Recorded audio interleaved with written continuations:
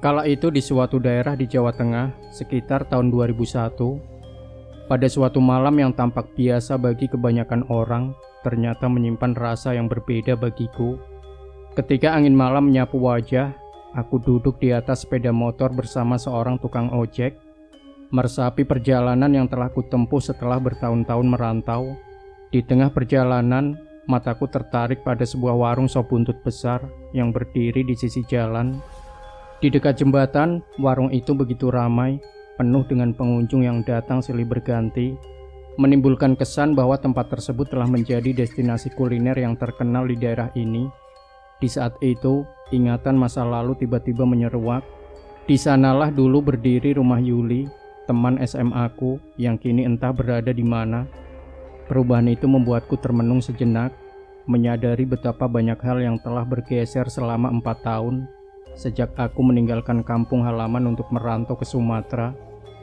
Namaku Susilo, seorang pria berusia 24 tahun yang tengah menjalani hidup sebagai perantau.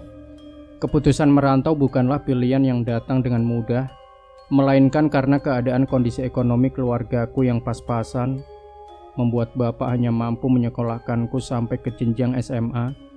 Sama seperti dua kakakku yang juga harus rela berhenti pada titik itu. Kedua kakakku kini telah menikah dan menetap di Jakarta, membangun kehidupan mereka sendiri. Sebagai anak bungsu, aku merasakan beban tanggung jawab untuk membantu keluarga, meski harus merantau ke tempat yang jauh. Kepergianku ke Sumatera yang awalnya terasa berat, kini menjadi bagian dari kehidupanku. Aku pulang kali ini karena sudah merencanakannya jauh-jauh hari, bertepatan dengan seminggu sebelum bulan puasa tiba. Bosku di Sumatera hanya memberikan izin cuti selama 3 hari, dan meskipun berat hati tidak bisa menghabiskan hari pertama puasa di rumah, kesempatan pulang ini terlalu berharga untuk dilewatkan. Perjalanan menuju rumah masih tersisa sekitar 1,5 km lagi. Di sepanjang jalan, bayangan kedua orang tuaku melintas di benakku, membayangkan kehangatan pertemuan setelah bertahun-tahun terpisah. Di sisi lain, rasa penasaran tentang warung sop buntut yang kulihat tadi terus menggelayut di pikiran. Warung itu begitu berbeda dengan ingatanku tentang rumah Yuli yang dulu sederhana dan sepi. Aku merasa ada sesuatu yang berubah, dan aku bertekad untuk menanyakannya kepada bapak sesampainya di rumah nanti. Begitu tiba di rumah, sambutan hangat yang kurasakan langsung meluruhkan segala lelah dan rindu yang selama ini tertahan. Ibu berlari ke arahku, memelukku erat, seolah tidak ingin melepaskan.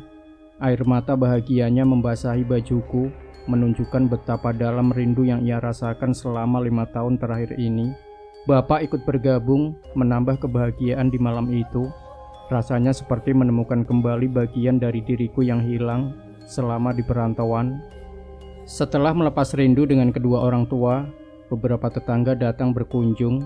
Seperti kebiasaan di kampung ketika ada yang pulang dari tempat jauh, obrolan pun mengalir hangat, membahas kehidupan di perantauan, kabar di kampung, dan topik-topik lainnya yang membuat malam itu terasa semakin hidup.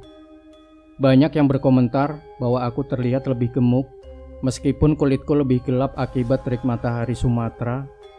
Di antara canda tawa dan cerita yang mengalir, aku sempat melihat raut sedih di wajah ibu dan bapak ketika mereka mengetahui bahwa aku hanya bisa tinggal di rumah selama 2 hari. Rasa kecewa itu tampak jelas, meskipun mereka berusaha menyembunyikannya. Mereka tentu berharap aku bisa tinggal lebih lama, menikmati waktu bersama keluarga sebelum kembali ke Sumatera. Namun, aku harus menjelaskan dengan berat hati bahwa pekerjaan menantiku dan aku harus kembali sebelum bulan puasa dimulai. Malam semakin larut, dan setelah para tetangga pulang, aku masih melanjutkan obrolan dengan Om Sulis, adik dari ibu, yang memang sejak kecil sangat dekat denganku. Rumahnya hanya sekitar 1 kilometer dari rumah kami, dan begitu mendengar aku pulang, ia langsung datang. Kami duduk di teras depan rumah, ditemani secangkir kopi yang hangat, dan angin malam yang terasa sejuk. Suasana malam itu begitu syahdu dengan suara jangkrik yang terdengar bersahut-sahutan, membawa kembali kenangan masa kecil yang penuh keceriaan. Dalam suasana yang tenang itu, aku mulai menceritakan rasa penasaranku tentang warung sop buntut yang kulihat di pinggir jalan raya dekat pangkalan ojek. Warung yang tampak begitu ramai hingga membuatku terheran-heran, terutama karena di sanalah dulu berdiri rumah Yuli. Tanggapan Om Sulis cukup mengejutkanku. Dengan nada serius, ia mengatakan bahwa warung itu memang milik Pak Rahman, ayahnya Yuli. Namun, banyak yang mengatakan bahwa kesuksesan warung itu tidak sepenuhnya wajar. Gosip yang beredar di kampung menyebutkan bahwa warung tersebut menggunakan pesugihan penglaris, sebuah praktek mistis yang dipercaya bisa mendatangkan banyak pelanggan. Gosip ini sudah menjadi rahasia umum di kalangan warga, terutama setelah kekayaan Pak Rahman yang tiba-tiba melejit. Meskipun lokasinya strategis di pinggir jalan raya, banyak warga yang curiga bahwa ada hal lain yang membuat warung itu begitu ramai. Bahkan, konon sebelum warung itu sukses, Pak Rahman pernah meminta diantar ke Gunung Kawi, tempat yang terkenal dengan cerita-cerita tentang pesugihan. Aku termenung, mencoba mencerna informasi yang baru saja aku dengar. Tidak pernah terlintas dalam pikiranku bahwa di balik kesuksesan warung sop buntut itu, ada cerita mistis yang menyertainya. Namun, sebelum aku sempat bertanya lebih jauh, ibu tiba-tiba bangun dan meminta bantuanku untuk memperbaiki kompor yang sumbunya sudah usang. Ia mengatakan bahwa besok pagi-pagi sekali harus memasak sebelum bapak berangkat ke sawah. Pembicaraan tentang warung sop buntut dan gosip pesugihan pun terhenti sejenak, dan Om Sulis pamit pulang setelah aku menyelesaikan tugas memperbaiki kompor. Malam itu, keletihan yang kurasakan setelah perjalanan panjang membuatku segera masuk ke kamar. Kamar itu memang telah lama dikosongkan oleh bapak. Tidak ada yang menempatinya sejak aku merantau ke Sumatera. Kamar itu yang dulu menjadi saksi bisu di masa remajaku, kini terasa begitu penuh dengan kenangan. Sejak masuk SMP dan tidur terpisah dari ibu, kamar itu adalah ruang pribadiku, tempat aku tumbuh dan merenung. Kembali ke kamar itu, aku merasakan nostalgia yang begitu dalam, seolah-olah semua kenangan masa kecil berputar kembali di hadapanku. Memang benar kata orang bahwa menjadi perantau adalah cara terbaik untuk merasakan betapa berharganya kampung halaman dan masa lalu. Aku terbaring di atas kasur yang terasa akrab namun sekaligus asing. Mataku menatap langit-langit kamar yang telah menyimpan begitu banyak cerita. Rasa haru dan rindu bercampur aduk membuatku tak kuasa menahan air mata. Di tempat inilah aku tumbuh, mengenal dunia, dan sekarang setelah berkelana jauh, aku kembali untuk sejenak menikmati kedamaian. Setelah bergelut cukup lama dengan perasaan itu, akhirnya kantuk pun datang, membawa aku ke dalam alam tidur yang damai. Tiba-tiba ada perasaan aneh yang menyelinap di benakku, seolah-olah aku tengah berboncengan dengan Om Sulis, melaju dengan santai di jalanan yang lengang, menuju sebuah warung sop buntut yang dikenal sangat ramai di daerah ini. Malam itu angin berhembus lembut, membawa aroma malam yang khas, seperti perpaduan antara tanah basah dan dedaunan yang baru saja diterpa embun. Lampu jalanan memancarkan cahaya kekuningan yang temaram, menciptakan bayangan yang panjang di sepanjang jalan berliku. Saat tiba di warung sop buntut itu, keramaian sudah terlihat. Suara-suara percakapan bercampur dengan suara gerobak yang dipindahkan, menyatu dalam harmoni yang terasa akrab dan menyenangkan. Aku dan Om Sulis melangkah masuk, mencari tempat duduk, dan akhirnya menemukan kursi kosong yang terletak dekat dengan gerobak yang dihias indah. Gerobak itu penuh dengan ukiran-ukiran tradisional, memberikan sentuhan artistik yang mencerminkan keahlian pengrajin lokal. Om Sulis dengan sigap memesan 2 mangkok sop buntut, dan tidak lama kemudian, seorang pelayan muda yang kukenali sebagai Yuli datang membawa pesanan kami. Wajahnya tampak berseri-seri saat ia menyapa kami dengan senyuman kecil. Ada sesuatu yang akrab di matanya, mengingatkanku pada masa-masa sekolah dulu, ketika kami berdua sering berbagi cerita dan tawa di bawah rindangnya pohon-pohon sekolah. Kini wajah Yuli tampak lebih dewasa, namun senyum manisnya masih sama seperti yang selalu kuingat. Ketika 2 mangkok sop buntut itu diletakkan di depan kami, aroma gurih yang menggoda segera memenuhi udara. Penampilannya pun begitu menggugah selera. Dan ketika aku mencicipinya, setiap suapan seakan membawa kelezatan yang tak terduga. Aku bahkan tak bisa menahan diri untuk memesan porsi tambahan. Di tengah obrolan santai kami, Om Sulis tertawa kecil, menanyakan apakah di Sumatera aku tidak pernah menemukan sop buntut seenak ini. Dengan senyum yang masih tersisa di bibirku, aku mengangguk dan mengakui bahwa sop buntut ini memang luar biasa enaknya. Namun kegembiraan malam itu tiba-tiba berubah drastis. Saat aku masih sibuk menikmati porsi kedua, tiba-tiba lampu di seluruh warung padam.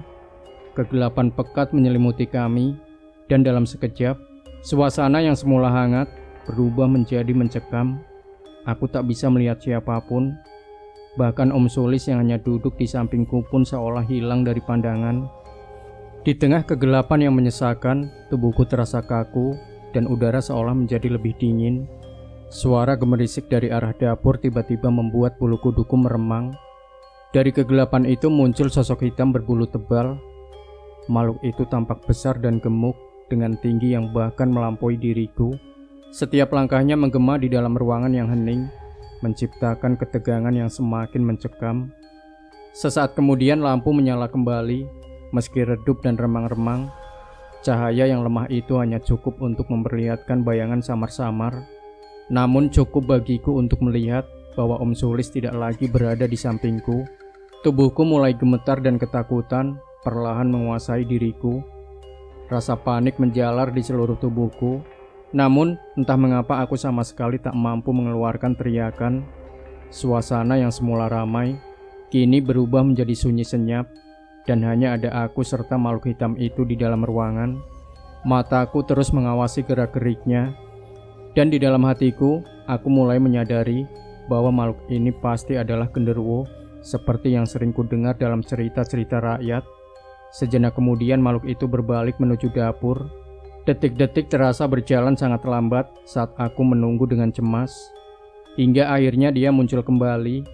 Kali ini membawa sosok yang tak asing bagiku, Yuli. Tubuh Yuli terikat dan wajahnya memancarkan ketakutan yang begitu dalam.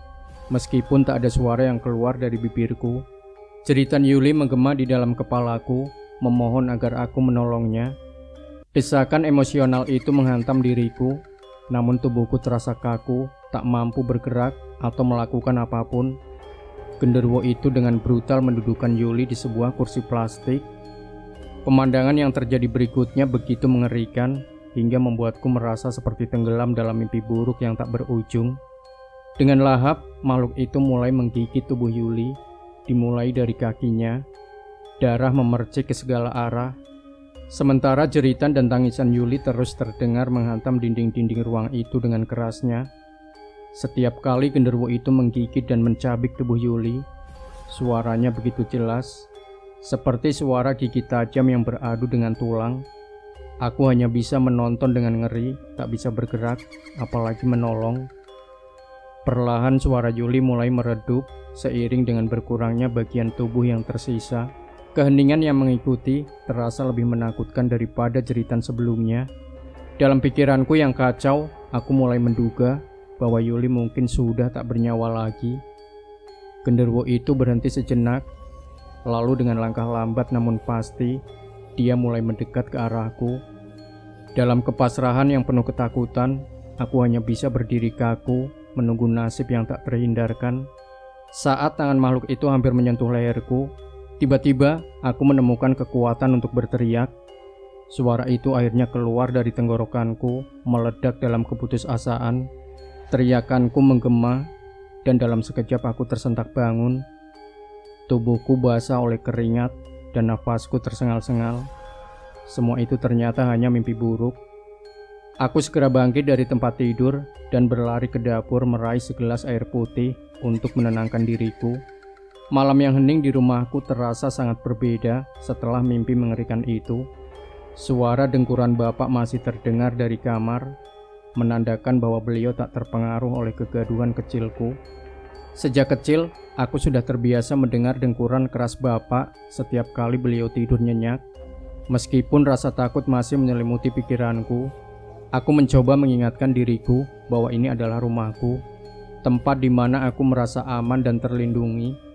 Lambat laun, aku mulai bisa menenangkan diri. Setelah beberapa saat aku kembali ke kamar dan duduk di atas kasur, merenungi apa yang baru saja ku alami. Mimpi itu begitu nyata dan penuh dengan detail yang mengerikan.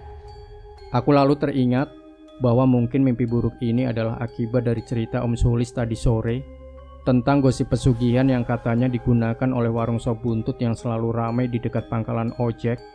Pikiran itu tampaknya telah meresap ke dalam alam bawah sadarku, membentuk mimpi yang menyeramkan ini. Pagi harinya, setelah tidur yang akhirnya nyenyak, aku bangun dan melakukan rutinitasku. Pagi harinya, setelah tidur yang akhirnya nyenyak, aku bangun dan melakukan rutinitas pagiku. Setelah sarapan, aku membantu bapak membersihkan kandang sapi. Bapak memang memelihara 2 ekor sapi, dan selain bekerja di sawah, merawat sapi-sapi itu adalah kesehariannya. Di desa kami, memiliki sapi adalah bentuk investasi yang lazim. Meski dari segi ekonomi tak selalu menguntungkan, banyak warga di sini yang sejak dulu memilih memelihara sapi sebagai cara untuk menabung. Setelah membahas berbagai topik, aku akhirnya memberanikan diri menanyakan kepada bapak mengenai warung sop buntut yang sempat kulihat malam sebelumnya. Aku juga mengungkit gosip yang aku dengar dari Om Sulis tentang dugaan pesugihan penglaris yang konon dipakai di warung itu. Bapak hanya tersenyum tipis, mengisyaratkan bahwa gosip semacam itu memang pernah didengarnya. Namun, dengan bijak beliau menegaskan bahwa gosip seperti itu hanyalah kabar burung yang belum tentu benar. Bapak dan ibu memang dari dulu selalu menghindari pembicaraan tentang hal-hal yang belum jelas kebenarannya, apalagi jika menyangkut fitnah atau prasangka. Selain itu, orang tuaku bukanlah penggemar sop buntut, dan menurut bapak, sejak warung itu berdiri sekitar 3 tahun lalu, beliau sama sekali belum pernah membeli sop buntut dari sana. Meskipun begitu, gosip tentang pesugihan di warung itu sudah lama beredar di desa. Namun, bapak berkali-kali menasihatiku untuk tidak mudah terpengaruh oleh kabar-kabar semacam itu, terutama jika tidak ada bukti yang jelas. Bapak kemudian melanjutkan penjelasannya bahwa banyak orang bisa menjadi sukses berkat kerja keras dan keberuntungan dalam menemukan jalan rezeki yang tepat. Menurut beliau, bisa jadi siapapun, termasuk Pak Rahman, meraih kesuksesan karena ketekunannya dalam bekerja serta kepiawaiannya dalam memanfaatkan peluang. Bapak juga menambahkan bahwa ia tidak terlalu mengenal Pak Rahman, kecuali fakta bahwa Pak Rahman adalah ayah dari salah satu temanku saat sekolah dulu. Lagi pula, isu mengenai pesugihan atau praktik-praktik serupa sudah sering terdengar dari zaman dahulu. Biasanya disebabkan oleh orang-orang yang iri atau sekedar ingin menjatuhkan orang lain.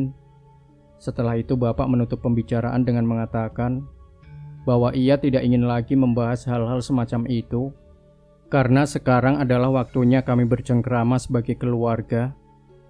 Aku adalah anak bungsunya, dan momen seperti ini, di mana kami bisa berbicara dari hati ke hati, sangatlah berharga bagi beliau. Mengingat bapak juga jarang bepergian dari rumah, ia pun tidak terlalu tahu seberapa ramai warung Pak Rahman sesungguhnya. Pada akhirnya, meskipun tidak banyak informasi ku dapatkan dari bapak, rasa penasaranku justru semakin bertambah, apalagi setelah mimpi buruk yang sangat mengerikan yang ku alami malam sebelumnya. Aku merasa semakin terdorong untuk mencari tahu lebih banyak.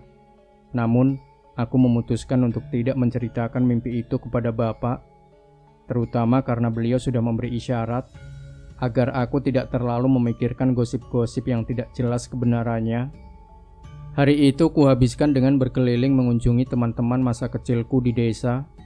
Kami berbicara banyak, mengenang masa lalu dan saling bertukar cerita tentang kehidupan masing-masing. Malam harinya, rasa penasaranku semakin membuncah. Aku merasa harus membeli sop buntut di warung Pak Rahman untuk membuktikan sendiri kebenaran gosip yang disampaikan oleh Om Sulis. Mungkin, pikirku ada hal-hal aneh yang bisa kutemukan di sana.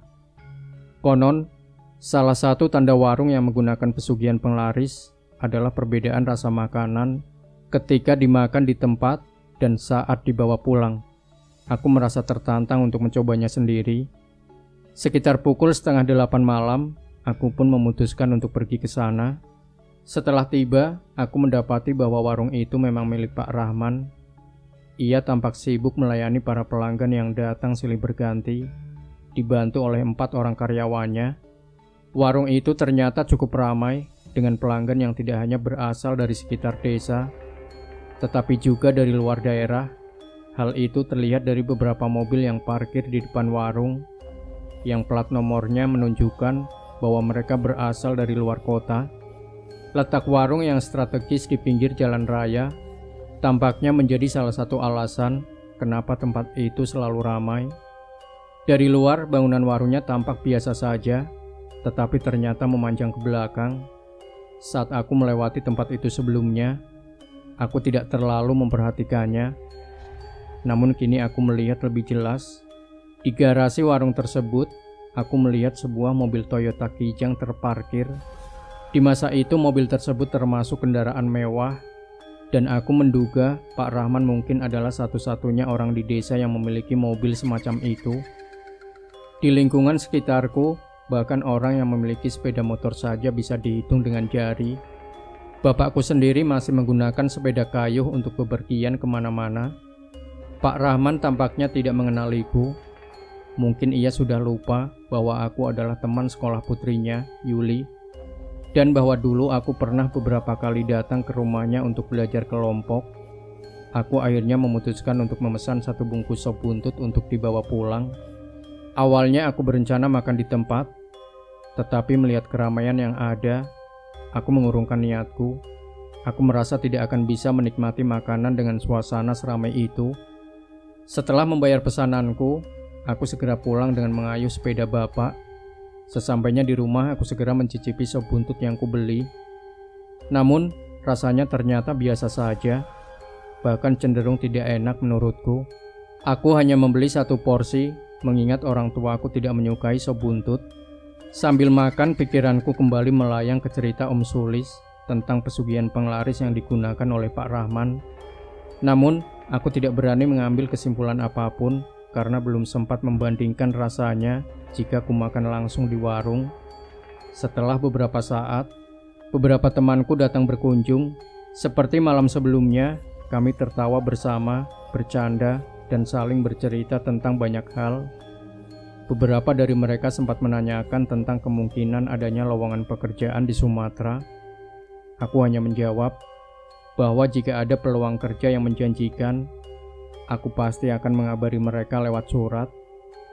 Aku juga bercerita tentang penghasilanku di Sumatera yang sebenarnya tidak terlalu besar, hanya sedikit lebih baik daripada menjadi buruh bangunan di kampung. Namun, aku merasa tidak punya banyak pilihan. Tinggal di kampung terasa seperti jalan buntu bagi masa depanku, terutama karena bapak dan ibuku sudah merestui keputusanku untuk merantau. Dengan ijazah SMA, aku menyadari bahwa akan sulit bagiku untuk mendapatkan pekerjaan yang layak jika aku tetap tinggal di desa. Sepanjang malam, aku tidak membahas gosip mengenai warung sop buntut Pak Rahman dengan teman-temanku.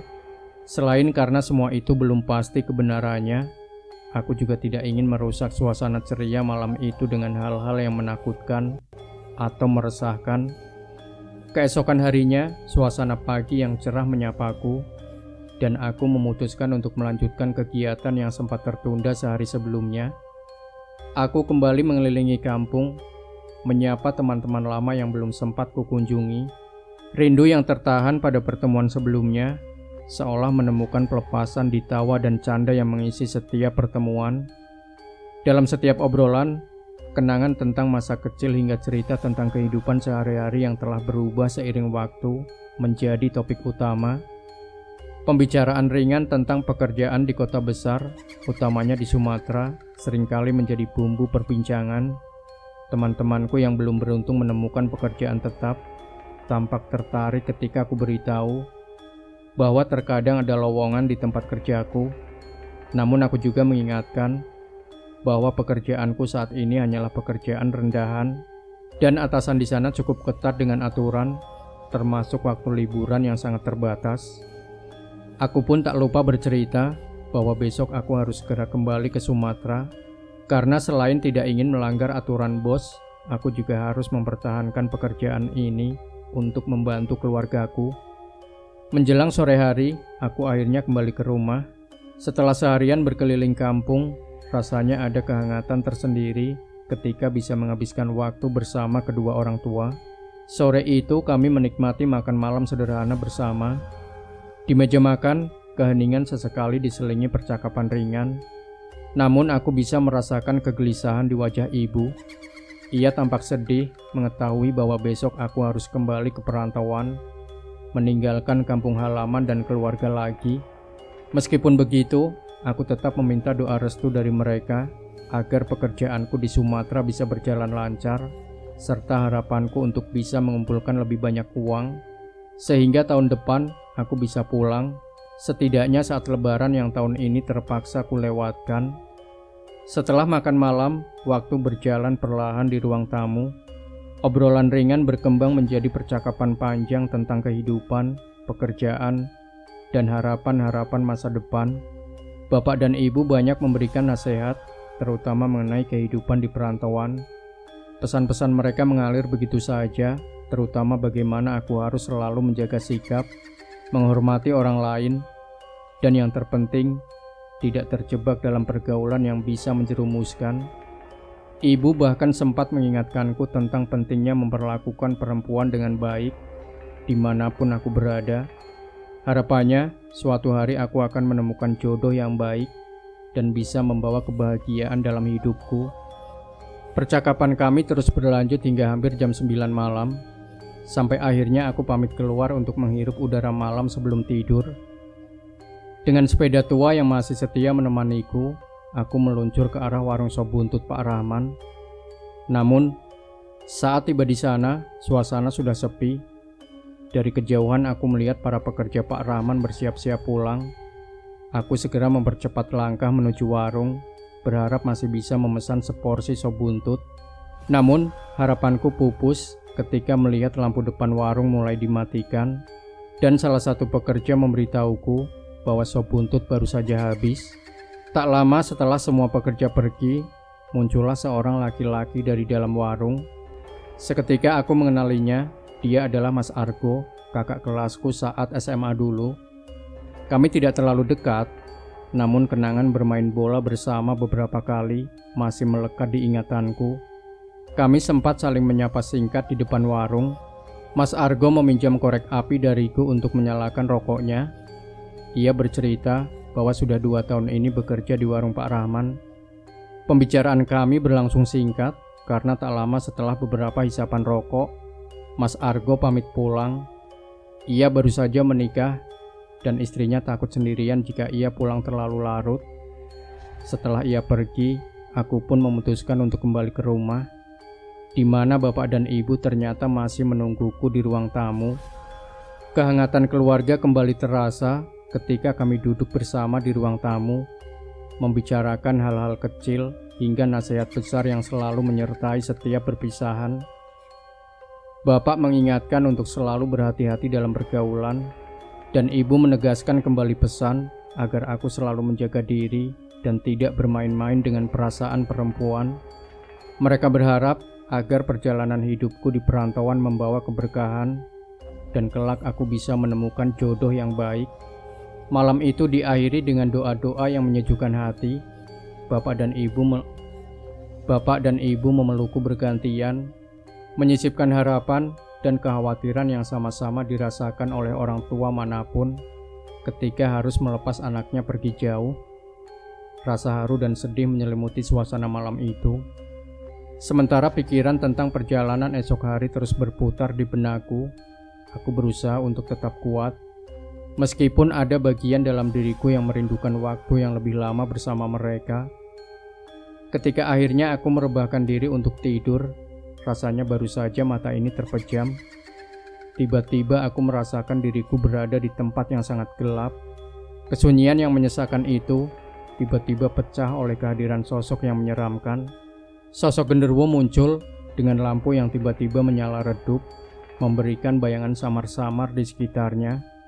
Pikiranku berusaha mengingat-ingat, sepertinya aku pernah melihat sosok ini sebelumnya, tetapi aku tidak bisa mengingat di mana. Ketakutanku semakin bertambah ketika aku melihat ada tubuh yang terikat di atas kursi, tanpa kaki, hanya tubuh, tangan, dan kepala dengan mata terpejam. Saat aku memperhatikan lebih dekat, wajah itu adalah wajah Yuli. Saat aku memperhatikan lebih dekat, wajah itu adalah wajah Yuli, teman sekolahku dulu. Aku hanya bisa terdiam, terperangkap dalam ketakutan yang begitu mendalam, tanpa mampu bergerak atau bersuara. Pemandangan mengerikan itu berlanjut ketika sosok genderuwo tersebut mulai melahap tubuh tak berdaya di atas kursi dengan rakus. Setiap gerakannya terasa lambat, namun sangat mengerikan, hingga akhirnya tubuh itu habis tak bersisa. Darah bercipratan di mana-mana, menciptakan pemandangan yang terlalu mengerikan untuk kulukiskan dengan kata-kata. Aku hanya bisa menyaksikan semuanya tanpa daya, terperangkap dalam mimpi buruk yang seolah tak pernah berakhir. Ketakutanku mencapai puncaknya ketika makhluk itu berbalik dan mulai berjalan ke arahku. Namun, tiba-tiba terdengar suara adzan yang samar-samar, dan seketika itu juga sosok mengerikan itu lenyap, menghilang begitu saja. Aku terbangun dengan keringat dingin bercucuran di sekujur tubuhku. Pusing dan mual menyergap, membuatku terhuyung-huyung untuk kembali mengumpulkan kesadaran. Mimpi yang baru saja ku alami terasa begitu nyata, dan aku segera teringat bahwa itu adalah kelanjutan dari mimpi buruk yang ku alami malam sebelumnya. Aku berkali-kali melafalkan istighfar, mencoba menenangkan diri, hingga akhirnya suara adzan subuh yang masih terdengar dari kejauhan mengingatkanku bahwa itu semua hanyalah mimpi. Aku pun bergegas ke kamar mandi dan kemudian mengambil air wudhu. Setelah itu aku melangkah ke musola yang tak terlalu jauh di belakang rumah. Ada pertanyaan besar yang mengiringi setiap langkahku ke musola. Apa gerangan yang terjadi? Sampai mimpi yang kualami 2 kali begitu jelas dan mengerikan. Dan entah aku harus bercerita pada siapa semua kejadian aneh dalam mimpiku. Pagi harinya, momen mengharukan terulang dan bahkan berlangsung lebih lama. Setelah aku berkemas dan bersiap kembali ke Sumatera, sambil menangis, bapak dan ibu berkali-kali memelukku. Nanti sore aku harus terbang dari Semarang ke Sumatera dan aku tak boleh berangkat terlalu siang dari rumah. Setelah makan, sekitar pukul 9 pagi, aku berpamitan pada bapak dan ibu. Begitu dijemput oleh Pak Budi, tetanggaku yang juga tukang ojek, aku pun melambaikan tangan sambil berkaca-kaca. Aku sempat pamit ke rumah Om Sulis, yang kebetulan memang sejalur dengan perjalananku menuju terminal. Kemarin aku memang sempat dipesan untuk mampir sebelum kembali ke Sumatera. Ternyata di sana aku sempat ditahan. Katanya Om Sulis juga ingin mencari informasi tentang kemungkinan bekerja di Sumatera. Untungnya Pak Budi bersedia, dan dengan negosiasi tambahan sedikit ongkos ojek, kami berdua pun singgah agak lama di rumah Om Sulis. Di tengah-tengah obrolan, tiba-tiba aku teringat mimpiku ketika didatangi genderuwo yang membawa Yuli dalam kondisi terikat karena terbakar. Rasa penasaran yang sangat kuat membuatku menceritakan itu pada Om Sulis. Ternyata bukan hanya Om Sulis, Pak Budi juga sering mendengar gosip tentang pesugihan penglaris yang sudah dipakai oleh Pak Rahman. Penjelasan Om Sulis benar-benar mengejutkanku. Awalnya aku diminta menceritakan kejadian dalam mimpi. Aku pun menjelaskan semuanya dengan detail. Mulai dari aku yang bermimpi awalnya beli sop buntut bersama Om Sulis, dan lalu ruangan menjadi gelap. Yang kutekankan tentu adalah kemunculan genderuwo dan Yuli yang dibawa dalam kondisi terikat. Tak lupa aku juga bercerita tentang pertemuan dengan Yuli dan Mas Argo, kakak kelasku yang juga bekerja di warung sop buntut Pak Rahman. Tadi malam aku bertemu mereka berdua ketika membeli sop buntut, tapi terlambat karena kehabisan. Om Sulis dan Pak Budi terlihat sangat terkejut mendengar ceritaku. Lalu mereka berdua seperti saling berpandangan. Dan setelah Om Sulis memberi gerakan isyarat, Pak Budi yang menjawab semua penasaranku. Katanya sudah jamak terdengar tentang pesugihan penglaris, sehingga warung Pak Rahman bisa seramai itu. Bahkan katanya Pak Rahman sudah menjadi orang paling kaya di desaku dengan sawah berhektar-hektar yang dibelinya dalam 2 tahun terakhir. Dan ini yang benar-benar menampar kesadaranku. Kata Pak Budi, Yulilah yang jadi tumbal atas itu semua. Sekitar setahun yang lalu, Yuli meninggal dalam kondisi sangat mengenaskan. Cerita warga yang ikut menguburkan jasadnya hitam seperti hangus terbakar. Aku tentu terbelalak mendengar itu. Jelas-jelas tadi malam aku sempat bertemu dengannya, dan dia tersenyum kecil padaku sebelum menutup pintu warungnya. Tapi penjelasan Om Sulis berikutnya juga tak kalah mengejutkan. Katanya Mas Argo juga sudah meninggal sekitar 2 bulan setelah meninggalnya Yuli. Dan sama dengan Yuli, kabarnya jasadnya juga hitam seperti hangus terbakar.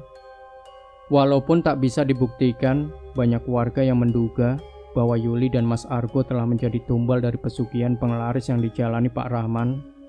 Aku benar-benar gemetar mendengar penjelasan itu. Aku bahkan sempat minta segelas air putih untuk menenangkan diri dan mengatasi rasa terkejutku. Ini benar-benar jauh tak terbayangkan olehku.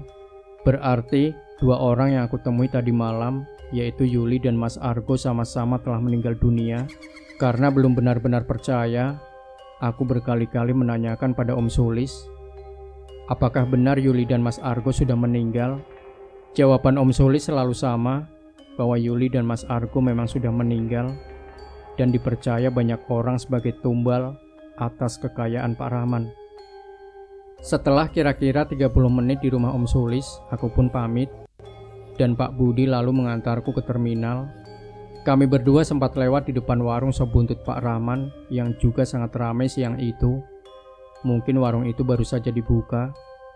Masih teringat jelas semua kejadian tadi malam dan mimpi mengerikan yang kualami tentang Yuli.